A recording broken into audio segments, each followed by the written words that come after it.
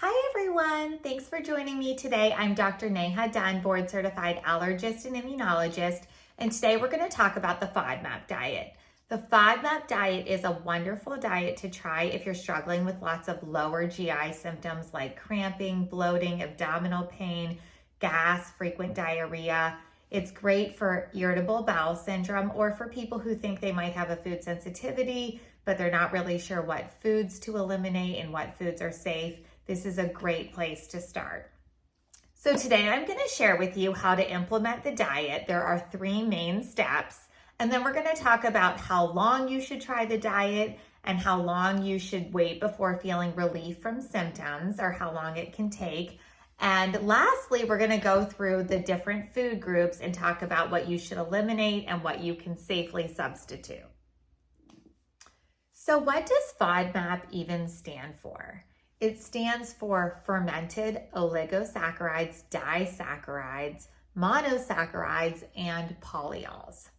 So in English, what that means is they're small, short-chain carbohydrates or sugars that are not well digested by the small intestine. And so the good bacteria in our gut, when they see these sugars, ferment them, which leads to gas production. So that's why you can have a lot of gassiness and bloating, but it also allows fluid to enter the gut, and that further worsens the gas, bloating, and even diarrhea. So let's talk about how to get started with this diet. The first step is called elimination, and the entire diet lasts about 12 weeks, but the elimination step is about 6 to 8 weeks. Don't worry, you can start seeing symptoms improve within 1 to 2 weeks of starting the diet. But if you don't worry, just keep going because some people start improving at that 4-week mark or even that 6-week mark or as late as that 8-week mark. So in the elimination step, as the name implies, we eliminate specific food groups, which I will go over at the end of this video. After elimination, we focus on reintroduction. This is a really important part of the diet where we focus on reintroducing one at a time the food groups that we've eliminated and paying attention to recurrence of symptoms. I wouldn't go introducing all the foods that you've eliminated in one evening, but rather pick foods that were a staple part of your diet that you're really missing and introduce them and pay attention to portion size. For example, garlic. Some people are fine with a small amount of garlic. That's part of the chicken dish you made or part of salad dressing. But if you have large amounts of it, it may cause irritability. So paying attention to that response and the amount that produces symptoms is really important for reintroduction.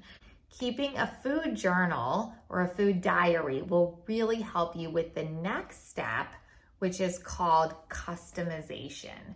So this part of the diet is when we start figuring out, because this is very individualized, this is very personalized. What irritates you is going to be different than what irritates my gut, which is different than what irritates the next person's gut. And that all has to do with the microbiome, which is this area that's being very heavily researched. I'm not going to get into that right now. But what we're trying to do during the customization period is figure out what foods sit well with you and allow them to be part of your diet. But the foods that in the reintroduction phase did reproduce some of your symptoms, we are going to eliminate them. And during the customization period, we are now personalizing it so that this can be a long-term diet for you, not just this short-term, I feel better while I'm on it, but it's hard to sustain this diet, but rather this can be a long-term diet that you can keep doing when you travel, when you live your regular life. So there's 6 main food groups that we are going to talk about. In each of these food groups, there's going to be high FODMAP foods that we want to eliminate, and then there's going to be low FODMAP foods, which are safe foods which we can use to substitute and that we can continue to eat. So the first group is called fructans or high fructose foods. So things that we want to eliminate would be things like mangoes, apples, pears, watermelon, honey, dried fruit.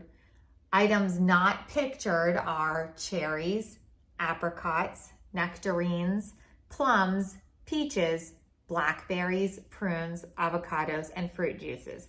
But what you can substitute with is raspberries, strawberries, blueberries, cantaloupe, honeydew melon, grapefruit, lemon, lime, grapes, kiwi, and things that are not pictured that you can use to substitute that are low FODMAP. Fructose or fructans are bananas, pineapples, cranberry, oranges, and starfruit.